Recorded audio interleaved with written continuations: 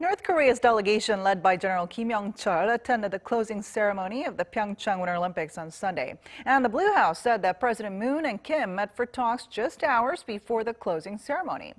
Although the talks proved to be somewhat positive as North Korea showed its willingness to talk with the U.S., Kim and his delegation's presence was highly controversial, as Kim Yong-chol is suspected of having orchestrated 2 deadly attacks on South Korea in the past.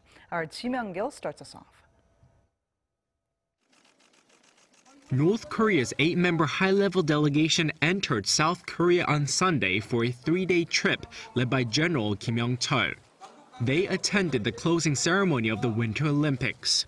Kim is a key official in the North ruling party in charge of handling inter-Korean affairs who stirred controversy with his links to multiple attacks on South Korea. During his time as military intelligence chief, he is accused of masterminding 2 attacks on South Korea.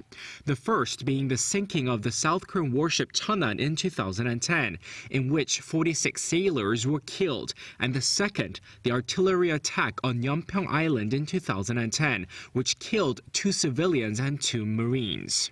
His inclusion in the delegation has caused outrage in some quarters.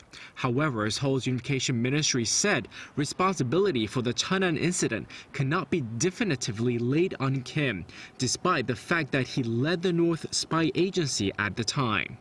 Conservative groups, including lawmakers from the conservative Liberty Korea Party, have held protests on the southern side of the Tongil Bridge in Paju, just south of the border and at the inter-Korean checkpoint.